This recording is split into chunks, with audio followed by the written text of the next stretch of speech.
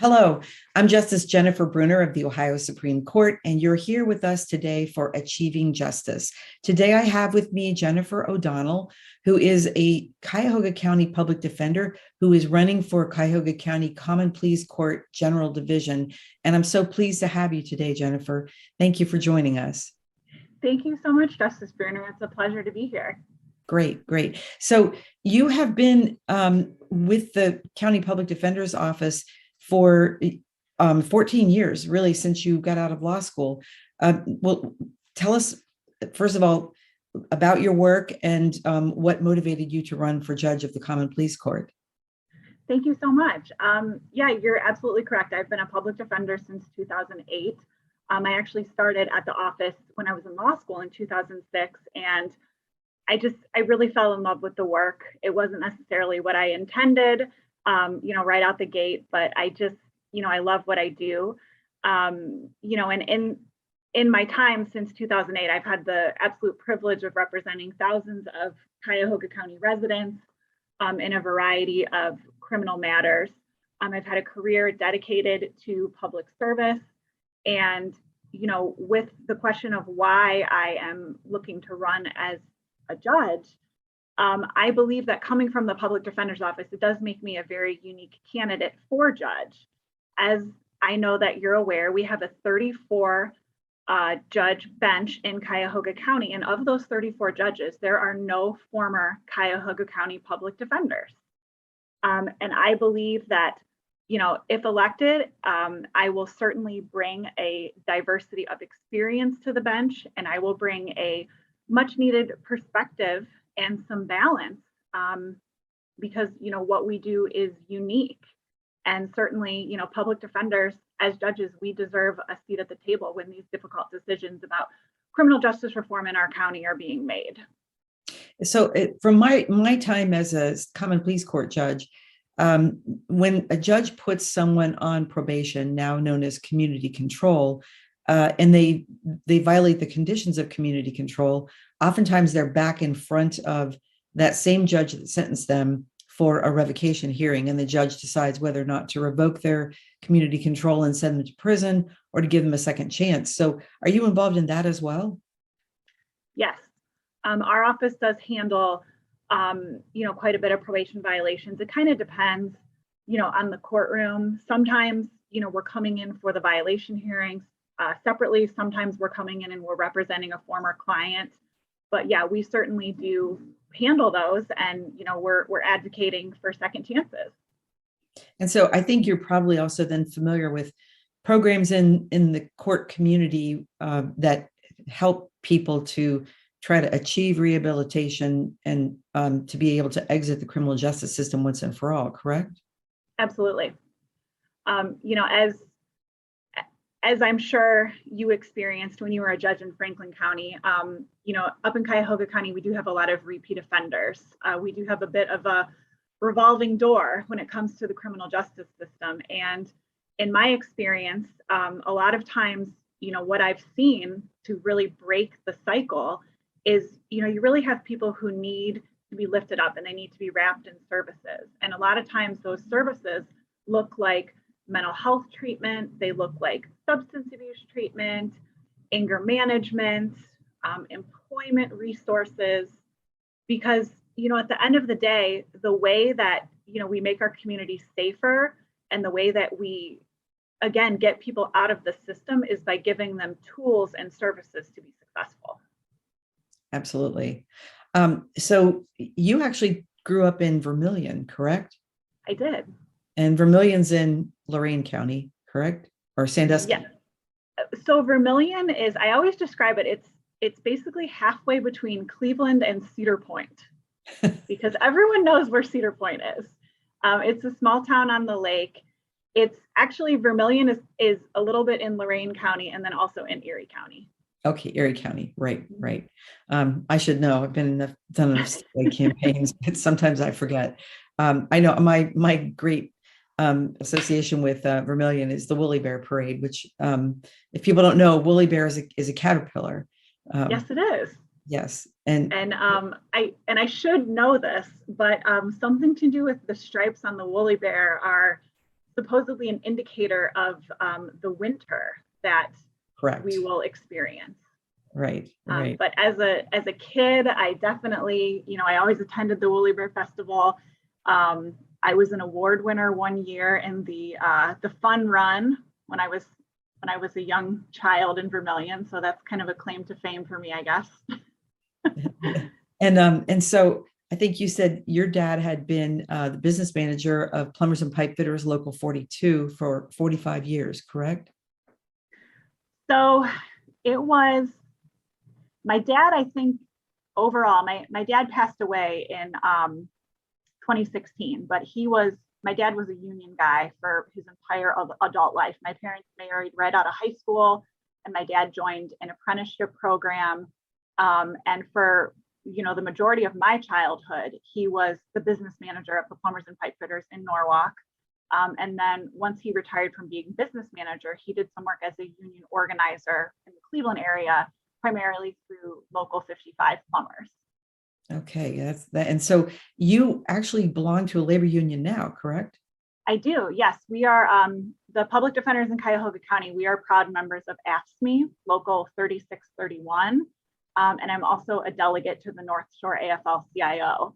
And I'm incredibly proud of my labor roots. I'm incredibly proud of my labor union membership. And it's actually been incredibly helpful to myself as a public defender, as well as my colleagues, because one of the things that we are able to do is we're always on parity with the prosecutors.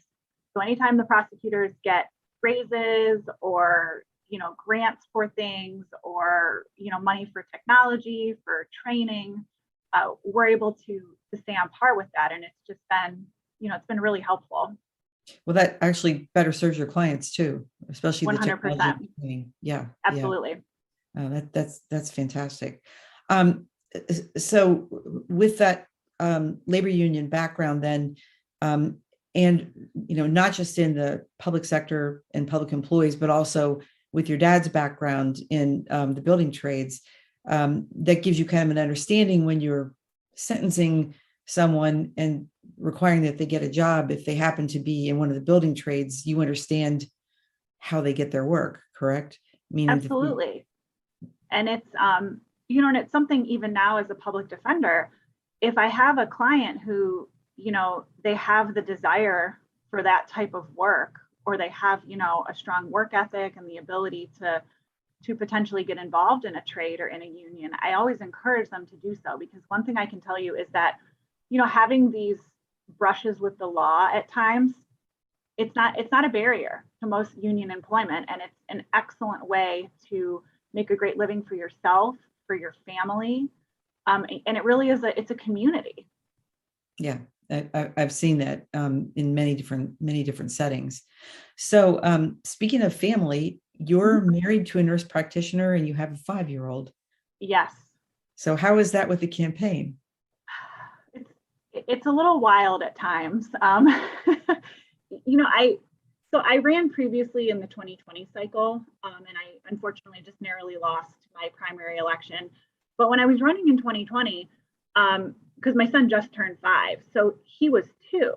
So in the 2020 cycle, he didn't have any understanding of what I was doing, and I didn't feel like he even really missed me a lot when I wasn't there.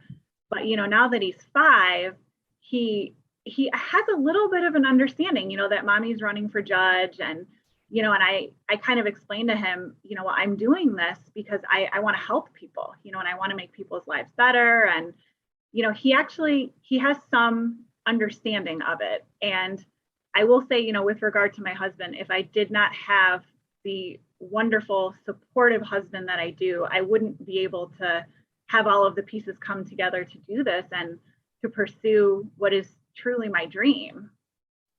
So it's, it works, but it's been, particularly coming off of COVID though. To say that our healthcare workers are struggling and burned out is an absolute understatement. So, that has been a balancing act as well, because there are times when, I need to pick up the slack and kind of be the person to step in and take the lead. But overall, we make a great team, and, it's really nice to have conversations at home that don't revolve around the law. So I do appreciate that about, my husband being in healthcare as well. Oh, I'm sure. So you grew up in Vermillion, but you ended up in Cleveland. Was that because of law school? Yes. Yeah. Yes. I went to law school at Case Western, and I lived, right down the hill from Little Italy. And it was, it was amazing. It was, within walking distance of campus. And I went to a small liberal arts school for college. I went to Denison University, which is in the Columbus area. Sure. But I lived with roommates, and Denison it's a small school, and they really encourage everyone to live on campus in dorms. So that's what we did. So when I moved back and started law school, it was my first time living on my own. It was my first time having my own apartment. And I mean, those were big years of growing up. Yeah, but Cleveland's a great place to do it. Yes.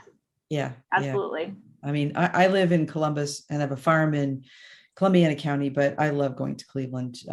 It's just, there's no place else like it. So it's great. Well, we love having you. Well, I'm going to be there a lot this fall.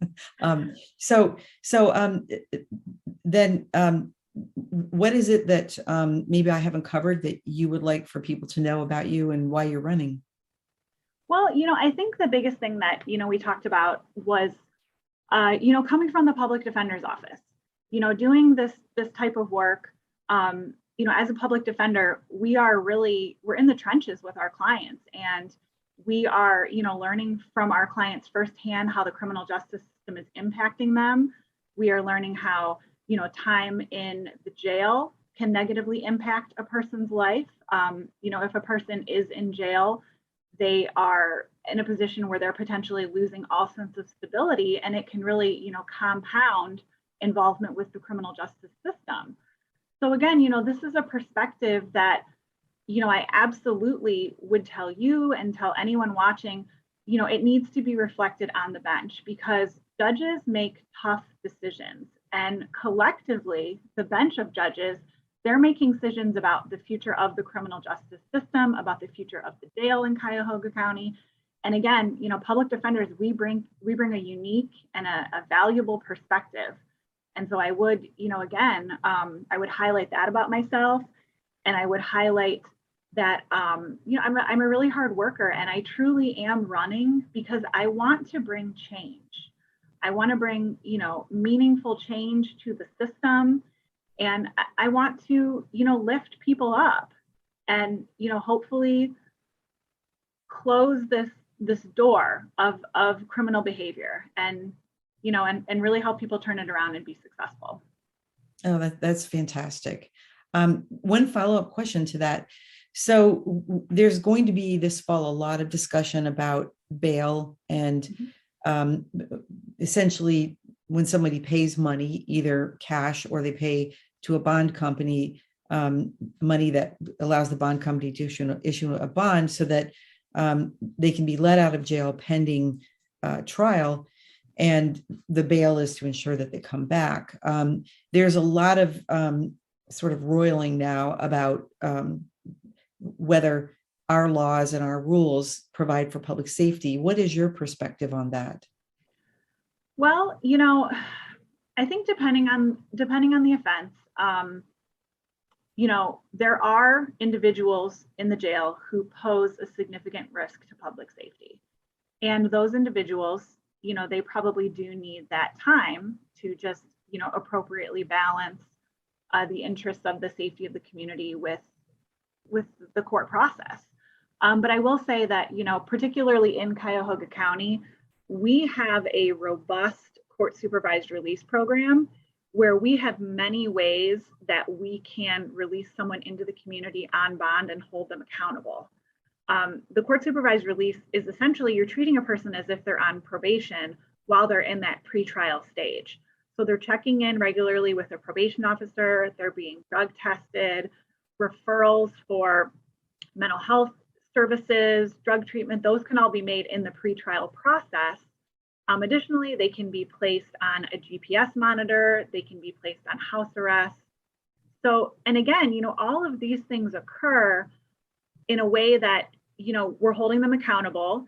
we are, keeping the community safe while we're also allowing people that are involved with the court to, in some semblance, get back to their lives and their responsibilities. And additionally, court supervised release will also include no contact orders with alleged victims. It'll include sometimes inclusion exclusion zones, to keep a person out of a certain radius where an alleged victim lives. So again, it's a comprehensive program, and we see it work quite successfully in Cuyahoga County. Sure. And when we're talking about this, it's a period of time while they're accused but not convicted. Absolutely. Right. And that's good to know. It's 88 counties in the state of Ohio. Cuyahoga is one of the most populous counties of the state.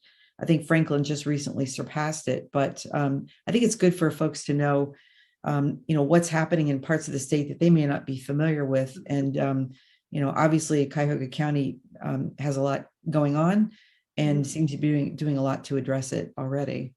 I wish you the very best in your campaign, and hope you'll have, I know for me, as weird as it seems, and is that I actually enjoy campaigning, and I've seen you at different events, and it seems like you do too.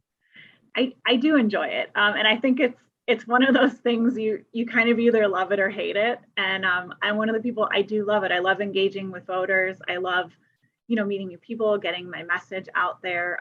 Because I think, a lot of people don't understand why judges matter and why who we're electing as judges, why it matters. Because, I think people kind of have this mindset, well, I'm not going to go out and commit a crime. Why do I care who's on the bench? But, you need to care, because you never know when you may come into contact with the court system. I mean, you never know when you may find yourself, unfortunately, a victim of a crime. You may find yourself having to deal with a wrongful death action for someone that or a personal injury matter. And, it's just really important that we know who we're electing, and especially because the judges on the lower courts, that's where, the justices on the higher courts tend to come from. So it's very important that we know who we're electing. So again, I like to take campaigning as an opportunity to, hopefully educate people in the community as well.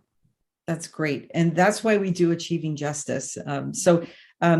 Jennifer O'Donnell, thank you so much for being with us today. This is Achieving Justice, and this is Justice Jennifer Brunner, Justice of the Ohio Supreme Court and candidate for Chief Justice. And thank you again, and I'll see you on the trail. Thank you very much. Bye-bye now. Bye.